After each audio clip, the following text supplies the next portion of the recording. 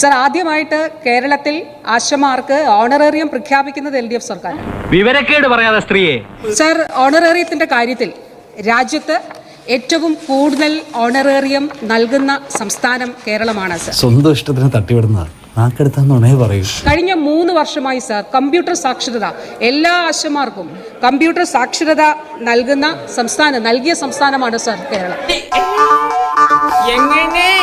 എങ്ങനെ കേന്ദ്ര സ്കീമിൽ ഉൾപ്പെട്ട ആശമാരെ ഉൾപ്പെടെ ചേർത്ത് പിടിക്കാമെന്നുള്ളതിന്റെ നല്ല മാതൃകയാണ് സർ കേരളം കാണിക്കുന്നത്. പ്രസംഗത്തിനിടയ്ക്ക് ഒരു സെക്കൻഡ് എനിക്ക് തരുമോ? പിന്നെന്താ ഒരു ഗ്യാപ്പിൽ സംസാരിച്ചു? ഇപ്പോ മന്ത്രി പോലും പറഞ്ഞത് ഇന്ത്യയിൽ ഏറ്റവും അധികം ശമ്പളം കൊടുക്കുന്നത്, ഓണറേറിയം കൊടുക്കുന്നത് കേരളത്തിലാണെന്ന്. അതെ അതെ. ബഹുമാനപ്പെട്ട ആരോഗ്യവകുപ്പ് മന്ത്രി ശ്രീമതി വീണ ജോർജ് പഠിച്ച ഇന്ത്യയുടെ മാപ്പിൽ, ഇന്ത്യയുടെ ഭൂപടത്തിൽ സിക്കിം ഇല്ലേ സാർ? സിക്കിമിൽ 10,000 രൂപയാണ് സാർ ഓണറേറിയം. ആ സംഭവം പൊളിഞ്ഞായിരുന്നു. നീ വെച്ചേരെ. എന്തോന്ന്? നിങ്ങൾ അവരെ ബക്കറ്റ് പിരിവാർന്ന് വിളിച്ചില്ലേ? ഞാൻ അങ്ങനെ പറഞ്ഞിട്ടില്ല. കൊലയാളികൾക്ക് വേണ്ടി ബക്കറ്റ് പിരിച്ച പാർട്ടിക്കാരല്ലേ സാർ ഇവർ? അതൊക്കെ ഗോപാലകൃഷ്ണൻ ഒരു നമ്പർ അല്ലേ? ആ ആശാ വർക്കർമാർ കൊടുത്ത ഡേറ്റയുടെ അടിസ്ഥാനത്തിലല്ലേ സാർ ഈ ആരോഗ്യ വകുപ്പ് മന്ത്രി ഇടയ്ക്കിടയ്ക്ക് സഭയിൽ വന്ന കേരളം നമ്പർ 1 എന്ന് ഈമ്പ് കൊള്ളുന്നത്? എങ്ങനെ സാധിക്കുന്നു?